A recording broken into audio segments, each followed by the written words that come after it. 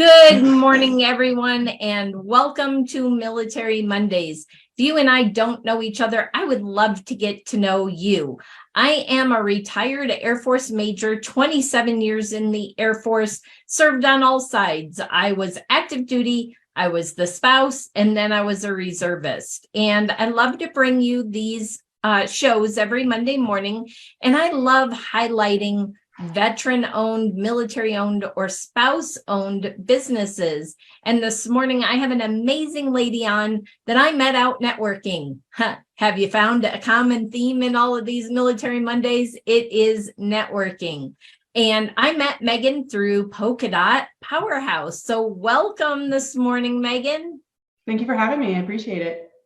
So I was really impressed when I first met Meghan. She got up and did her commercial at Polka Dot Powerhouse, and she sounded very different than any other financial planner or financial person. So I was eager to have her on my show this morning to share her experience. She has been a military spouse, so we'll start there. What was it like having to move? Because I know you moved a lot. What was it like to move every couple of years as a spouse? Well, I have to say that that's probably one of the most challenging things that military families face. And I say that, as someone who's experienced it, but also I was a financial counselor for the military, and it was one of the biggest things that we had to deal with. Because whether or not, they reimburse you or maybe they offset the cost, you're still having to pay these things out of pocket when you leave one duty station and go to the next. And, the hooking up of utilities, the little things that they don't cover, the travel for your pets, like all these things add up. And then on top of that, you get to lose an income stream every single time because, up until COVID, basically, if you weren't there in person, you didn't have a job. So I was among lawyers, teachers, professionals who literally had to start at the bottom over and over again at their new school or at their new workplace, that sort of thing. The only time that you can get around those sorts of things is when you actually work for the DoD or become a contractor like I did, where I can just pick up and drop off in different duty stations and do the same job in all those capacities. But ultimately, what it does is it forces military families to earn less than they normally would have because they're being plucked from these places over and over again. It kind of is a bar for spouses to continue their education and continue their training because they have to start over and over again. And basically, it's like one of the biggest obstacles to creating the family life that we try so much or so hard to do in the military.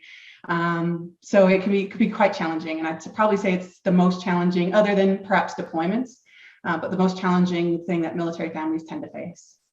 So since we talked about the most challenging, I also want to bring positive to it too. So what were some of the things as a military spouse that were the positive so that we can offset that negative a little bit? And then we're obviously going to talk about how you help those families to navigate the ups and downs of military moves or just finances in general. Well, the good news is that I'm not the only one who sees this problem. So I was fortunate enough, and this program still exists, but the AFCPE, which is the organization that actually certifies accredited financial counselors, they put out a scholarship every March for spouses. And they, when I went through, they actually covered all your education and training. Now I know they cover all your education, but I think training might be a little bit challenging. So they will help you, but they won't pay for your training the way they paid for mine. And so that's how I became a financial counselor and got to working for the DoD. And so there's things like that where spouses do have these educational opportunities to kind of prevent this and get themselves on a track where they're not subjected to these kinds of obstacles. So there is organizations that are there that can help. So I want to say, like, there is that balance. We at least acknowledge the problem. We're trying to do it in more capacity, but it can be quite difficult. But that's how I actually got into this. In 2009, I graduated from that program, and I worked at Fort Story, Camp Humphreys, Yongsan, Camp Zama, Wiesbaden, Ramstein. I had a TDY in Naples once. All of those things wouldn't have been possible if I didn't have organizations looking out for military spouses on top of everything else. Yeah, so you got to travel the world, which is one of the positive things.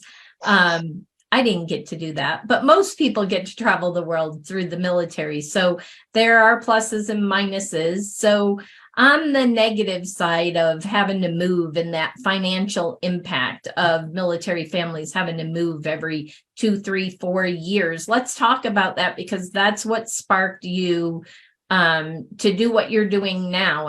And I can hear it in your voice when you do commercials at networking, and that you have such a passion for helping families to understand their budget and to socially, as you say, social financial planning or investing. Yeah, so basically, because I traveled the world and I got to kind of see some outside of America perspectives, because because there's so much media in America, it can be very easy to feel like there's only America, you know what I mean? And I got some different perspectives when I lived overseas. And so in Korea, I would say that's probably where my turning point started, when I realized that you could do socially responsible investing. But also in Korea during that time, there was, I'll call it a phenomena, but basically what was happening is, I don't know if you're aware, but every able-bodied man in Korea does have to serve some time in the military. It's a requirement. And so what they were doing is for these people who were forced to join for this temporary period of time, they were making sure that, I guess they were acting, something becoming of being an officer, that kind of line of reasoning. But basically, if that person was on Grindr, they were arrested. And so that is discrimination as far as I'm concerned. Just being like, they didn't actually do anything wrong other than being on this app, but there was a behavior unbecoming of being a military professional. And so I spent a lot of my time trying to help fundraise for the lawyers, trying to get them out of jail for just simply being on an app. And so that's kind of where my activism started, because, people have every right to live in the way that they see fit, as long as they're not harming others. And I'm sure that being present on an app doesn't qualify. And so I started internalizing this, and I was like, well, I don't know how to make the world a better place, but I'm good at math. And I can guess that maybe if we take the money out of the bad things, that's probably a good place to start. And so I got into learning about socially responsible investing, and most people do socially responsible investing, they just don't know it. So for instance, I am a queer human being, and I would not go to Chick-fil-A and spend my money there. And they probably don't want me to spend my money there either. But that's socially responsible investing. I'm not funding the things that are self-sabotaging me. And I know that there's so many people who want to live this way, but don't know how. And the example I'd like to use, and you could call it a commercial, or, it's an elevator speech, but if you wouldn't set the ocean on fire, why would you volunteer your money to do so? And there's so many times that we invest in companies, but we don't check them out because they're popular or they're making money. And so we're just offering our money to do things that, go against what we believe. For instance, I know there was a big controversy in the Roe versus Wade turnover. I'm not here to talk about the controversy about it or the way I feel about it. But the thing is, so many people supported the money that went to overturning that without realizing it. And so part of my job was to find out what those companies were and to make sure that people were educated on whether or not they were committed, because some people want to. So that's great. We can focus on that. But for people who are self-sabotaging, we can stop that. And so that's how I started getting into it. I didn't want to self-sabotage myself. I didn't want to pay for the fundraising that ends up harming myself. And so I wanted to be able to take what I knew about math and finance and make it available for everybody. Awesome. I love that. And how are some of the ways, other than looking into those things and looking into your beliefs in that, and making sure that you're investing based on your own beliefs, what are some other ways? I know you help. I've heard you talk about just budgeting in general at networking. So what are some of the other ways that you help families with financial planning?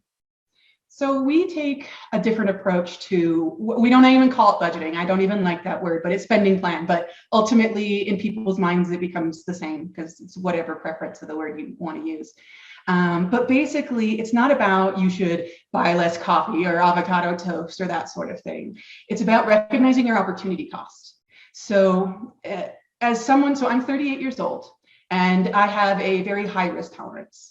And so based on those two factors, I calculate that I can turn about $1 to about $13 by the time I reach age 65 if I were to save it and invest it the way that I am comfortable with. And so the number changes for everybody. You'd have to actually contact me personally for me to calculate your number.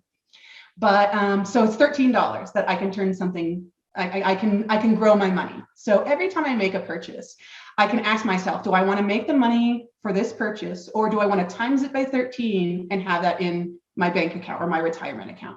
So I get to make that choice over and over again, because I'll tell you what, sometimes, you have like $1 candy bar and it's like, and that maybe shows my age, so I still think they're $1. But you can buy that candy bar, or I could have $13 in my retirement account.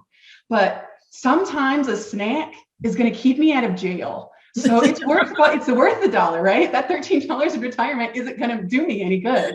So by recognizing my opportunity cost and making those little micro decisions every day, I can look at the way that I spend in a different way, not necessarily worrying about, did I spend too much? Should I be judged for spending this? Because honestly, like, I have no place to judge. My sushi budget in Japan was a car payment.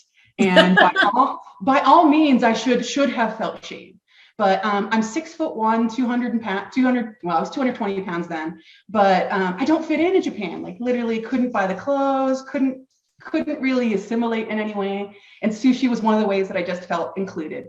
And so I would do it again. I would spend that money again on sushi if I lived in Japan, because I recognize the opportunity cost and I know what I'm giving up in my retirement for spending it today.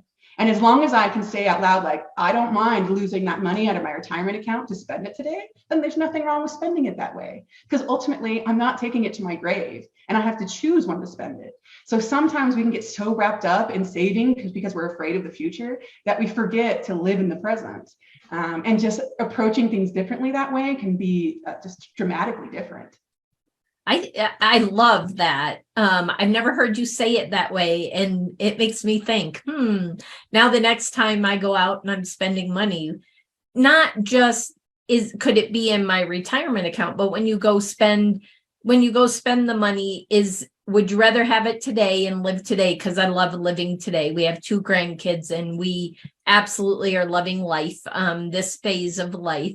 But to be able to think, do we want it now or do we want it for years to come, so that we can be doing those trips or whatever in the future, not just today with the kids. So it's a different way to look at finances. And I kind of like that. That's going to run through my head now all week long, probably for several months. So that's what mindful money is about. I love it. So anything that you haven't shared that you'd like to share today? So I guess, I just want to start, I'll populate some ideas in people's head, because not a lot of people understand what social responsibility is in investing or in finance. We know the one where we take our money out of the things that we cancel them, I guess, is the popular way to say it.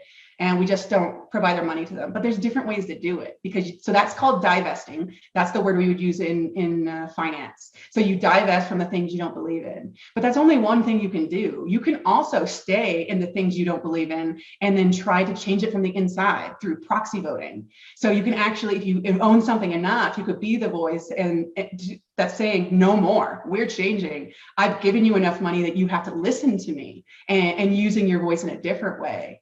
And then there's impact investing, which is like the crown jewel, which is basically like finding projects and putting your money on things you actually want to see. So right now, a lot of green technology is kind of using this method, where we're finding people who want to save the planet, and leave one for our children. One of the best things I've ever heard is that the saying goes, we don't leave a planet for our kids, we borrow it from them.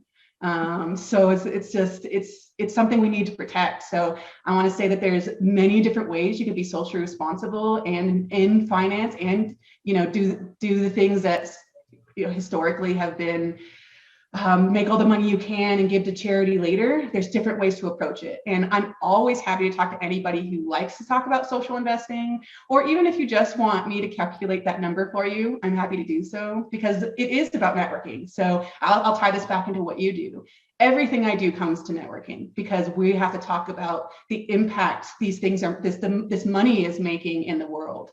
So I'm happy to talk to people, even if they don't want to become my client, because I got some of the greatest ideas I've ever gotten were from just conversations I've had between people on LinkedIn or people I've met in real life. And that's all the sayings, all the things that have made you think during this interview have probably come from a conversation I've had with someone else. So the more you get out there, I know the rate of return doesn't seem very corollary in that, like, I network, therefore I win wealth. There's no straight line between the two, but I will say that eventually you surround yourself with enough things, whatever that happens to be, that you just are so ready for success that eventually it has to find you. I love that. So how can people reach you, Meghan, so that I know you'll put your information in the Facebook comments when we get done, but share with people how they can reach you. So the easiest way is through LinkedIn. And so if you connect with me on LinkedIn, you're gonna get little tidbits every day, just little motivational quotes, sometimes insightful things just for the industry. And so, like, I do a lot. I'm actually the most active on LinkedIn. So even if you just want to have a small conversation, we can do it through the chat. I do free one-on-one consultations, just that can be done through my website. And then, of course, my email, if you want to directly reach out. Those would be the 3 top ways to chat me up and have a discussion. Awesome. And she'll put that all below in Facebook in the comments so that you can reach out to her. And I so appreciate having you on today. It's just a different way to look at finances. And like I said, I haven't met anybody out networking, and I network a lot, that talks about finances in the way Meghan does. So if you'd like to learn more about social impact or investing and financing, reach out to Meghan, because she can really enlighten you on different things. Whether you take her advice or not, it's still worth the conversation. And if you found value in this, please like and share this, because we want to get the word out. There's somebody that needs to hear Meghan's message today. So thanks again for being on this morning, getting up bright and early on a Monday morning, Meghan. I appreciate you, and I look forward to seeing you out networking in town. Yeah, I thought the Air Force was bad getting up this early. But I appreciate it. I appreciate the interview, and I appreciate you. No worries. Thank you very much. Bye, everyone. See you next Monday on Military Monday.